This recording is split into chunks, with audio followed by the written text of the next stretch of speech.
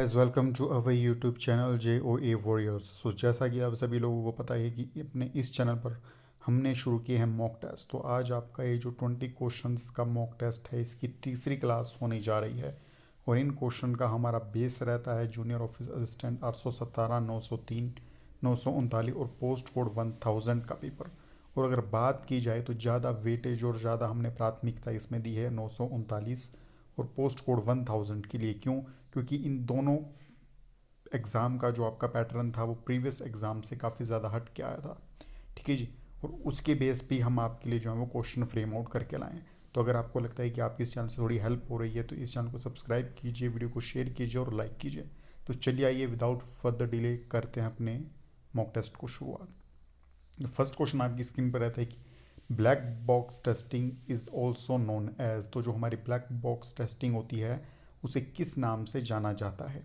तो यहाँ पर जो आपका बिल्कुल सही आंसर होगा वो होगा आपका ऑप्शन नंबर डी, यानी कि बिहेवियरल टेस्टिंग। तो अगर आप गौर फरमाओ तो काफ़ी समय से जो है वो टेस्टिंग के ऊपर क्वेश्चन कंडक्ट नहीं हुए हैं।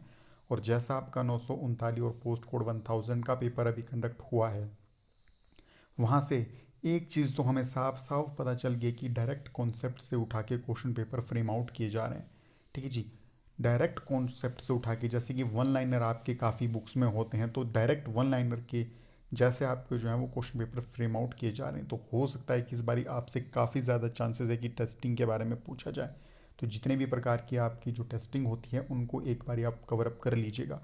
और अगर आपको टेस्टिंग के लिए सेपरेट वीडियो चाहिए, ठीक है, तो आप हमें कमेंट बॉक्स में मैसेज कर दिएगा, कमेंट बॉक्स में कमेंट कर दीजिएगा, हम उसके ऊपर एक सेपरेट डेडिकेटेड वीडियो जो है वो आपके लिए लेकर आ जाएंगे। अगला क्वेश्चन है कि white box testing is also known is. जो हमारी वाइट बॉक्स टेस्टिंग है उसे और किस नाम से जाना जाता है? ठीक है जी। तो इसका जो ऑप्शन नंबर आपका होगा, ऑप्शन नंबर डी बिल्कुल सही हो जाएगा। तो वाइट बॉक्स टेस्टिंग होती है आपकी, उन्हें इन तीनों नाम से जाना जाता है। ठीक है जी। ग्लास बॉक्स टेस्टिंग के नाम से भी, ओपन और ट्रांसपेरेंट बॉक्स टेस्टिंग के नाम से। जहाँ तक मुझे याद है कि इस क्वेश्चन को 817, 903 या फिर 939, इन तीनों एग्जाम में से किसी एक एग्जाम में इस क्वेश्चन को जो है आपका वो पूछा गया था। ठीक है जी। तो मैं फिर बोलता हूँ कि प्रीवियस ईयर एग्जाम से एक बार ग्रो थ्रू हो जाइए, और स्पेशली मैं बात करता हूँ 939 और 1000 से, और देखिए एनालाइज कीजिए कि किस वे में क्वेश्चन को फ्रेम आउट किया जा रहा है। आपको फिर पता लगेगा कि ये वीडियो आपके लिए कितनी ज़्यादा हेल्पफुल रहने वाली है। ठीक है जी। नेक्स्ट क्वेश्चन के ऊपर चलते हैं कि agile software development is based on dash. जो आपका एगाइल सॉफ्टवेयर डेवलपमेंट होता है वो आपके किसके ऊपर बेस होता है? ठीक है जी। तो इसका जो आपका सही आंसर हो जाएगा ऑप्शन नंबर डी, इसका भी सही हो जाएगा, यानी कि ऑल ऑफ दिस। यानी कि कस्टमर सेटिस्फेक्शन, इंक्रीमेंटल और आइट्रेटिव मॉडल के ऊपर जो है आपका वो एगाइल सॉफ्टवेयर जो है आपका बेस्ड होता है। ठीक है जी। जैसे हमारे जो SDLC मॉडल होता है उससे पहले कुछ मेथोडोलॉजीज आई थी। तो वो हमारी 7 मेथोडोलॉजीज थी, जिनमें कि आपका वाटरफॉल मॉडल था, वी शेप्ड मॉडल था, ठीक है जी, एगाइल मॉडल था आपका, और इंक्रीमेंटल आपका मॉडल था उसके ऊपर, और जी स्पायरल मॉडल था, बिग बैंग मॉडल था। तो ऐसे मॉडल आपके पास कुछ आए थे। और एक क्वेश्चन में हमारा प्रीवियस ईयर में पूछा गया था कि वाटरफॉल मॉडल में कितने स्टेप होते हैं। तो याद रखिए कि जो वाटरफॉल मॉडल होता है हमारा, उसमें टोटल 8 स्टेप हमारे देखने को मिलते हैं। ठीक है जी। विंस्टन डब्ल्यू रॉयस ने जो है वो वाटरफॉल मॉडल आपका दिया था। तो अगर आप चाहते हो कि मॉडल्स के ऊपर, जो हमारे मॉडल हैं इनके ऊपर भी एक वीडियो बनाई जाए, तो कमेंट डाउन हमें कर दीजिएगा, हम उसके ऊपर भी एक सेपरेट वीडियो आपके लिए शॉर्ट नोट की एक बारी बना देंगे। नेक्स्ट क्वेश्चन के ऊपर चलते हैं कि SDLC मॉडल जो होता है आपका, software development life cycle model होता है, उसमें टोटल कितने स्टेप आपके देखने को मिलते हैं? ठीक है जी। बहुत ज़्यादा इंपॉर्टेंट क्वेश्चन है, क्योंकि पोस्ट कोड 1000 में आपके पास जो है वो इसका क्वेश्चन देखने को मिला था SDLC मॉडल से। और उसे हम आगे बताएंगे कि आपका किस तरह का जो आपको क्वेश्चन देखने को मिलता है। फिलहाल इस क्वेश्चन के ऊपर अगर आंसर की बात करें तो आपको टोटल 7 स्टेप जो है वो SDLC मॉडल में देखने को मिलते हैं। और अब आपका काम क्या है कि आपको इन सातों स्टेप को क्राइम कर लेना है, एकदम बिल्कुल रट लेना है। ठीक है जी। नेक्स्ट क्वेश्चन के ऊपर बात चलते तो ये क्वेश्चन आपको पोस्ट कोड 1000 में देखने को मिला था। ठीक है जी। वहाँ पर आपको क्वेश्चन क्या देखा गया था? तो वहाँ को आपको क्वेश्चन सेम ऐसा ही देखने को मिला था कि which of the following is not the part of SDLC। या फिर आप वहाँ पर क्वेश्चन आपको ये देखने को मिलता है कि SDLC मॉडल में जो फर्स्ट स्टेप होता है वो कौन सा होता है? ठीक है जी। तो वहाँ पे आपको जो होता है वो प्लानिंग आपका जो होता है वो फर्स्ट स्टेप होता है, उसके बाद एनालाइज होता है। ठीक है जी। तो टोटल 7 स्टेप आपके देखने को मिलते हैं। तो इसका जो सही आंसर होगा वो होगा ऑप्शन नंबर डी, यानी कि लॉन्चिंग। तो यहाँ पर आपको टोटल SDLC मॉडल के जो है आपको टोटल 7 स्टेप्स जो आपको देखने को मिलते हैं। अगर आपको इन 7 स्टेप्स के नाम पता है तो कमेंट डाउन हमें कीजिए, ठीक है जी। कमेंट डाउन अगर आप हमें कीजिए तो हमें पता लग जाएगा कि हाँ जी आपको इसके बारे में नॉलेज है, ठीक है जी। नेक्स्ट क्वेश्चन के ऊपर चलते हैं कि C S S is developed by, जो सी एस एस है जिन्हें की फाउंड किया था व्यूम ली ने, उसे किस ऑर्गेनाइजेशन के थ्रू बनाया गया था, ये पूछ रहे हैं यहाँ पे, ठीक है जी। तो सी एस एस जैसे जिन्हें व्यूम ली ने बनाया था, आपने मुझे कमेंट डाउन करके बताना है कि एच टी एम एल जो हमारी लैंग्वेज है, ठीक है जी, उन्हें किसने बनाया था, ठीक है जी, उनके फाउंडर का क्या नाम था। तो इस क्वेश्चन की अगर बात की जाए तो इसका सही आंसर हो जाएगा W3C, ठीक है जी, world wild web consortium. W3C का मतलब है world wild web consortium, world wide web consortium, ठीक है जी। तो इस ऑर्गेनाइजेशन ने आपका जो है वो सी एस एस को बनाया था। तो आपसे मैंने क्वेश्चन क्या पूछा है कि एच टी एम एल को आपने बताना है कि इसके फाउंडर का नाम क्या था। जैसे कि सी एस एस के फाउंडर का नाम आपका व्यूम ली था, ठीक है जी। तो आपको एच टी एम एल और जावा स्क्रिप्ट, ठीक है जी, दूसरे का जो है आपका जावा स्क्रिप्ट, जावा स्क्रिप्ट, इनके भी आपको जो है फाउंडर का नाम हमें कमेंट करना है। नेक्स्ट क्वेश्चन के ऊपर हम चलते हैं। तो in order to upload a H T M L file to web server we use, 817 के क्वेश्चन पेपर में इसे पूछा गया था, ठीक है जी। तो आपका जो एच टी एम एल की फ़ाइल को अगर हमको अपलोड करना है तो हम किस वेब पोर्टल का यूज़ करेंगे, सर्वर का यूज़ करेंगे। तो आपका बिल्कुल सही आंसर हो जाएगा ऑप्शन नंबर 2 यानी कि एफ टी पी, मतलब कि फ़ाइल ट्रांसफ़र प्रोटोकॉल। मैंने आपको प्रीवियस वीडियोस में पोर्ट नंबर की वीडियो और आपको बताई थी, ठीक है जी। पोर्ट नंबर की मैंने आपको जो है वो वीडियो करवाई थी और पोर्ट नंबर की वीडियोस मैंने आपको पूरी कंप्लीट करवा दी थी। आपने मुझे कमेंट बॉक्स में बताना है कि एफ का पोर्ट नंबर कितना होता है, ठीक है जी। जो आपका फाइल ट्रांसपोर्ट प्रोटोकॉल है उसका पोर्ट नंबर क्या होता है, मैंने आपको वहाँ पर शॉर्ट ट्रिक भी बताई थी कि आपको कैसे याद रखना है एफ को, ठीक है। अगर आपने उस वीडियो को नहीं देखा तो एक बारी प्लेलिस्ट में जाकर उस वीडियो को देखिए, ठीक है जी। काफ़ी ज़्यादा पोर्ट से आपके 1 से 2 क्वेश्चन 110% देखने को मिलेगा, मैं गारंटी देता हूँ इस चीज़ की, ठीक है जी। तो वहाँ से एक बार इसे देख लीजिएगा। एफ का आपको मुझे पोर्ट नंबर जो है वो कमेंट बॉक्स में बताना है कि कितना है, ठीक है जी। और कमेंट किया कीजिए, जितने आपके क्वेश्चन आते हैं उन्हें जो है वो, ऐसा नहीं है कि मैंने आपको क्वेश्चन पूछा और आपने मन ही मन जवाब दिया, आप उसे कमेंट कीजिए। क्यों? ताकि उससे क्या होता है कि एक मेमोराइजिंग पावर आपके दिमाग में बैठ जाती है, ठीक है जी। ज़्यादातर चीज़ें हमें तब याद रहती हैं जब हम उन्हें देखते हैं, ठीक है जी। तो हमें विजुअल्स दिमाग में रहते हैं, तो कमेंट इसलिए मैं बोलता हूँ कि कमेंट कीजिए, ठीक है जी।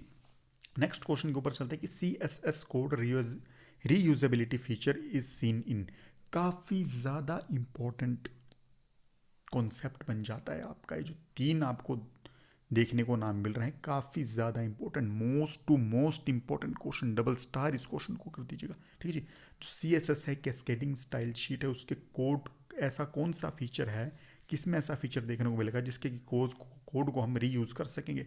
तो इसका जो आपका सही आंसर हो जाएगा वो हो जाएगा आपका external C S S, external C S S, inline C S S और internal C S S.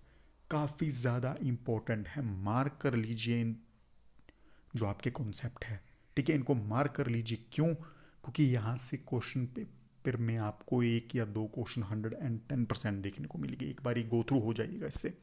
Next question के ऊपर हम चलते हैं कि if we want to remove all the structure of the table, तो हम किस कमांड का यूज़ करेंगे, ठीक है जी।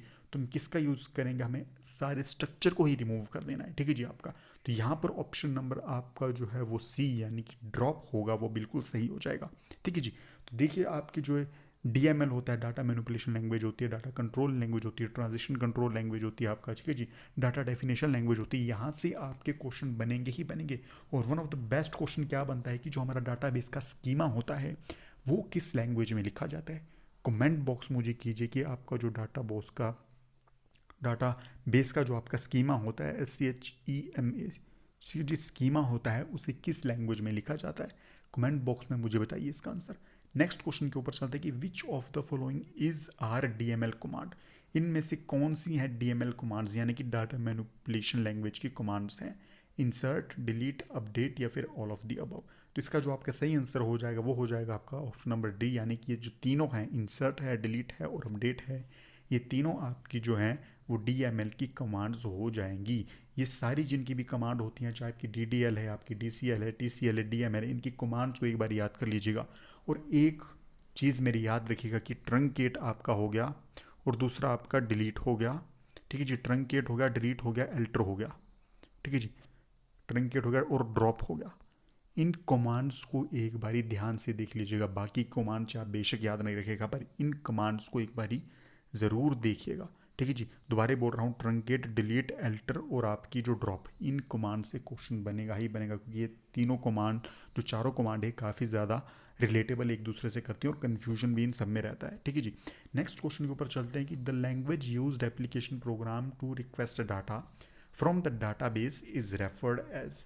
ठीक है जी, the language used application program, ठीक है जी, from the DBMS is referred as. तो लैंग्वेज बेस्ड जो आपका एप्लीकेशन प्रोग्राम होता है, जो आपकी यहाँ पे आपने क्या पढ़ना है कि रिक्वेस्ट कर रहा है, ठीक है ना, डाटा के लिए रिक्वेस्ट कर रहा है, और रिक्वेस्ट करने को मैं क्या बोल सकते कि मैनिपुलेट कर रहा है, तो DML आपका जो है वो सही आंसर हो जाएगा। ठीक है नहीं, यानी कि डाटा मैनिपुलेशन लैंग्वेज, रिक्वेस्ट करने का जितना भी आपका काम होता है, यानी कि मैनिपुलेट करने का काम होता है, वो DML के अंदर ही आपको देखने को मिलता है। और DML के अंदर कितनी कमांड्स आपको देखने को मिलती है, वो आप मुझे जो है वो कमेंट बॉक्स में करके बताएंगे। ठीक जी, नेक्स्ट क्वेश्चन के ऊपर चलते हैं कि which of the following is a connection oriented protocol.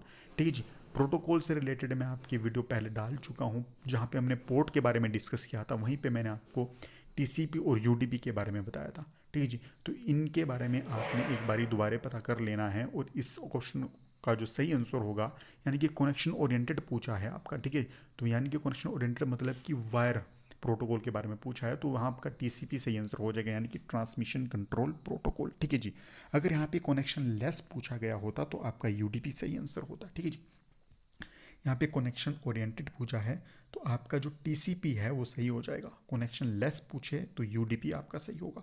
Next question के ऊपर चलते कि एन एंटिटी, ठीक है जी, an entity that is related with itself is known as. देखिए जैसे अभी क्वेश्चन देखने को मिल रहे हैं हमको 939 1000 में, तो वहाँ से डायरेक्ट क्वेश्चन जो है वो उठा के पूछे जा रहे हैं, तो बहुत ज़्यादा प्रोबेबिलिटी है कि ये क्वेश्चन भी आपको देखने को मिल सकता है। तो N entity that is related with it self, मतलब ऐसी एंटिटी जो खुद से ही रिलेट कर रही है, उसे क्या कहा जाएगा, तो इसका आपका जो सही आंसर है वो ऑप्शन नंबर डी, यानी कि रिकर्सिव रिलेशन। ठीक है जी, रिकर्सिव रिलेशन मतलब जो खुद से ही रिलेट कर रहा है, तो ऐसी एंटिटी को क्या कहा जाएगा, रिकर्सिव रिलेशन, ऐसी एंटिटी को आपका जो है वो कहा जाएगा। नेक्स्ट क्वेश्चन के ऊपर बात करते हैं कि dash is a bottom up approach in which two lower level entities combine to form a higher level entity. ठीक है जी, तो ऐसी कौन सी अप्रोच है जो बॉटम से अप की तरफ चलती है, और जहाँ पर कि दो जो लोअर लेवल की एंटिटीज़ होती हैं वो आपस में जुड़ के हायर लेवल की एंटिटीज़ का निर्माण करती हैं, तो ऐसी जो हमारी अप्रोच होगी वो उसे कहा जाएगा जर्नलाइजेशन। ठीक है जी, तो दो ही कॉन्सेप्ट इसमें आपके आते हैं, एक तो बॉटम अप आता है या फिर टॉप टू बॉटम आता है। तो देखिए जब नीचे से ऊपर को चलते हैं, आपने सिंपल सा कॉन्सेप्ट याद रखना है कि जब नीचे से ऊपर को चलेंगे तो उसे जर्नलाइजेशन कहा जाएगा। ठीक है जी, और जब टॉप से बॉटम की तरफ चलेंगे तो उसे एग्रीगेशन कहा जाएगा। ये दो चीज़ें ही आपको देखने को मिलेंगी। ठीक है जी, नीचे से ऊपर को मतलब कि जब बॉटम से अप की तरफ चलेंगे तो आपका जर्नलाइजेशन, और जब अप टू बॉटम की तरफ चलेंगे, टॉप टू बॉटम की तरफ चलेंगे तो फिर एग्रीगेशन। ये आपके दो कॉन्सेप्ट यहाँ से देखने को मिलेंगे। ठीक है जी, नेक्स्ट क्वेश्चन के ऊपर हम चलते हैं आपका कि in which type of database file structure number no sorting is allowed, sorry, in which type of database file structure जिसमें आपकी सॉर्टिंग अलाउड नहीं होती। डाटाबेस फाइल स्ट्रक्चर जो हमारा होता है, ठीक है जी, इसके हमारे कितने टाइप आपको देखने को मिलते हैं, एक आपको सीक्वेंशियल फाइल स्ट्रक्चर देखने को मिलता है, आपको हीप मिलता है, हैश मिलता है, ठीक है जी, उसके बाद आपको बी ट्री स्ट्रक्चर मिलता है, और आपको क्लस्टर मिलता है। ठीक है जी, ये आपको स्ट्रक्चर देखने को मिलता है। तो इनमें से ऐसा कौन सा फाइल स्ट्रक्चर है जिसमें कि नो सॉर्टिंग, यानी कि आपकी सॉर्टिंग अलाउड नहीं होती। सॉर्टिंग किसे बोलते हैं, आपको अरेंज करना है, या तो आपको अल्फ़ाबेटिकली अरेंज होता है, ठीक है जी, या आपको न्यूमेरिकली अरेंज होता है, असेंडिंग ऑर्डर में अरेंज होता है, डिसेंडिंग में अरेंज होता है, तो उसे ही सॉर्टिंग कहा जाता है। तो ऐसा कौन सा फाइल स्ट्रक्चर है जिसमें कि सॉर्टिंग अलाउड नहीं होती आपकी, तो इसका जो सही आंसर हो जाएगा वो हो जाएगा आपका हीप फाइल ऑर्गेनाइजेशन। ठीक है जी, जो हीप फाइल ऑर्गेनाइजेशन होगा उसमें आपको जो है वो नो सॉर्टिंग अलाउड होगी। अब हम जल्दी जल्दी एक बारी क्या करते हैं कि आपको इन जो आपकी ये फाइल स्ट्रक्चर होता है, इनकी डाटाबेस के फाइल स्ट्रक्चर होता है, इनके बारे में एक बारी बताते हैं। जो सीक्वेंशियल में होता है उसमें क्या करता है कि फाइल्स को सीक्वेंस में रखा जाता है। ठीक है जी, उसके बाद आपका हीप फाइल ऑर्गेनाइजेशन आएगा। हीप फाइल में क्या होगा कि काफ़ी बल्कि फाइल होंगे और उन्हें जो होगा विदाउट सॉर्टिंग के रखा जाएगा, मतलब कि विदाउट उन्हें अरेंज करके नहीं रखा जाएगा, उन्हें सॉर्ट नहीं किया जाएगा, विदाउट सॉर्टिंग के रखा जाएगा। हैश फाइल में क्या होगा कि आपको इंडेक्स बना दिए जाएंगे और इंडेक्स से ही आप जो फाइल को सिलेक्ट कर लोगे। उसके बाद आपका बी ट्री फाइल ऑर्गेनाइजेशन होगा। बीटी फाइल में क्या होगा आपका कि प्राइमरी की होगी और सेकेंडरी की होगी, मतलब इनहेरिटेंस देखने को मिलेगी। और इनहेरिटेंस को हम पेरेंट चाइल्ड कॉम्बिनेशन भी कहते हैं, ठीक है जी। तो वो आपको देखने को मिलेगी। क्लस्टर में क्या होगा, आपके डिफरेंट टेबल्स बनेंगे और उन टेबल्स के थ्रू जो है आपको वो फाइल देखने को मिलेगी। अगर आप चाहते हो कि इन सभी चारों या पांचों जितने भी सॉर्टिंग होती है आपकी, फाइल स्ट्रक्चर होता है, इनके ऊपर वीडियोस हम लेकर आएँ तो हमें कमेंट डाउन में कर दीजिएगा। नेक्स्ट वीडियो हम इसके ऊपर लेकर आ जाएंगे। नेक्स्ट क्वेश्चन के ऊपर चलते कि in which type of database file structure primary key used to sort the record. देखिए आ गया क्वेश्चन उठाकर, ठीक है जी। मैंने अभी आपको बताया था कि जिसमें प्राइमरी की और सेकेंडरी की बात की जाएगी, मतलब पेरेंट और चाइल्ड की बात की जाएगी, इनहेरिटेंस की बात की जाएगी, वहाँ कर आपका आएगा ऑप्शन नंबर बी, यानी कि बी ट्री फाइल ऑर्गेनाइजेशन। देखिए इस तरीके से आपका ट्री स्ट्रक्चर जो होता है वो बनता है, ठीक है जी। तो ये जो आपका फर्स्ट होता है इसे रूट भी कहा जाता है, इसे पेरेंट भी कहा जाता है, ठीक है जी। और इसे होस्ट के नाम से भी जाना जाता है, ठीक है जी। और जो नीचे वाले होते हैं आपके चाइल्ड कहते हैं, ठीक है जी। चाइल्ड इन्हें कहा जाता है या नोड इन्हें कहा जाता है। तो जिसमें आपका जो होता है कि प्राइमरी की बात की जाए सॉर्ट करने के लिए रिकॉर्ड्स को, तो वो आपका जो है वो बी ट्री फाइल ऑर्गेनाइजेशन होगा, ठीक है जी। जिसमें आपकी क्या बोला जाए कि अगर टेबल की बात की जाए, सपोज कीजिए यहाँ पर ये होता है कि in which type of database file structure table use to sort the video. अगर यहाँ पर टेबल होता तो आपका ऑप्शन सही हो जाता क्लस्टर फाइल ऑर्गेनाइजेशन, ठीक है जी। अगर यहाँ पर टेबल होता तो आपका क्लस्टर सही हो जाता, पर यहाँ पर आपका ऑप्शन क्या है, प्राइमरी की दिया हुआ, तो आपका जो है वो B plus tree file organization आपका सही हो जाएगा। नेक्स्ट क्वेश्चन के ऊपर चलते हैं कि जो कि हमारी इन वीडियो की लास्ट स्लाइड होने वाली है कि relation of data in one database table with respect to another table is known as. तो ऐसा रिलेशन जो एक डाटा टेबल का दूसरे डाटा टेबल के साथ होता है उसे क्या कहा जाता है, ठीक है जी।